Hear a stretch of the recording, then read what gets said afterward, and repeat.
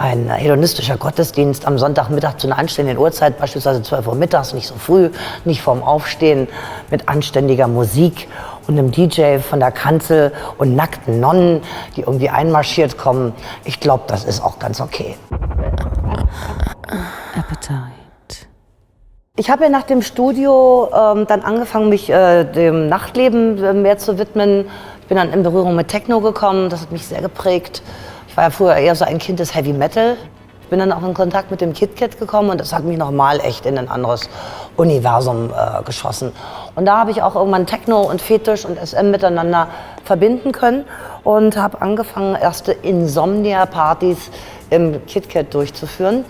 Und das hat mir dann auch den Weg geebnet, sozusagen weg von der rein professionellen Sexualität hin in diesen sogenannten nicht kommerziellen Bereich. Natürlich verdient man auch mit den Partys Geld, aber es ist halt ein Unterschied, ob ich 150 Mark für einen Party-Eintritt nehme oder 10 Mark. Ne? Und also nach 10 Jahren weißt du den Zauber für eine Nacht auferstehen lassen und dann aber wieder am nächsten Tag abzubauen, also zu warten, bis der letzte Gast gegangen ist, um dann alles wieder runterzureißen. Irgendwann willst du auch nicht mehr, irgendwann willst du auch was Festes haben. Und es wurde dann Zeit, nach 10 Jahren Tingeltangel sozusagen quer durch Europa, vor allen Dingen eben auch über den KitKat in Berlin, dann irgendwann sesshaft zu werden. Und so habe ich meine letzte Party im Dezember 2005 im Kitty gemacht und dann im Februar 2006 habe ich eröffnet. Dann fing ich auch an, erotische Filme zu machen. Ich habe 60 Filme für Beate Uhse TV gedreht, Intimes Deutschland und Lust pur. Und das hat mir viel Spaß gemacht, das zu inszenieren und das auch emotional nachvollziehbar zu machen. Warum landen die jetzt in der Kiste miteinander? Das fand ich schon immer sehr hübsch. Und das hat sich alles so ineinander ergeben. Ich mache auch Shows, stehe seit über 20 Jahren auf der Bühne und mache so eine Art Pornotheater. Also kurze, heftige Geschichten, aber mit pornöser Action hinten dran sozusagen. Und all das hat sich so über die Jahre auch immer wieder ganz gut ergänzt und war auch mal einen ganz guten Flow auf Partys, selber Partys veranstaltet, darüber auch wieder Leute für die ganzen Filmereien kennengelernt. Also das war so alles ein guter, sich ergänzender Haufen.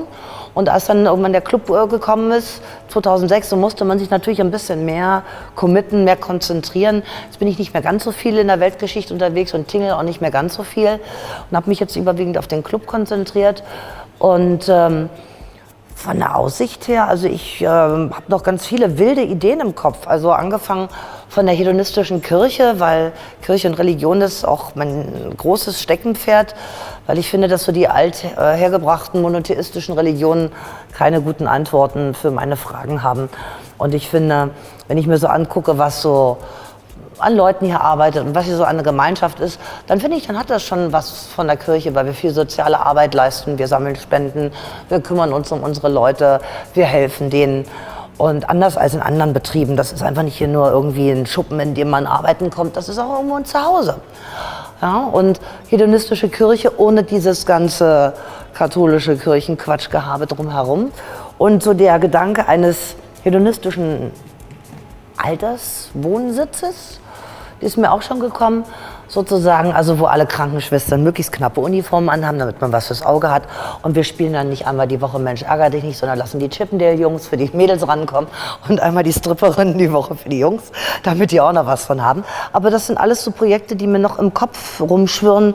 Vielleicht will ich auch noch mal ein Buch schreiben. Ich arbeite gerade noch an einer Fotogeschichte.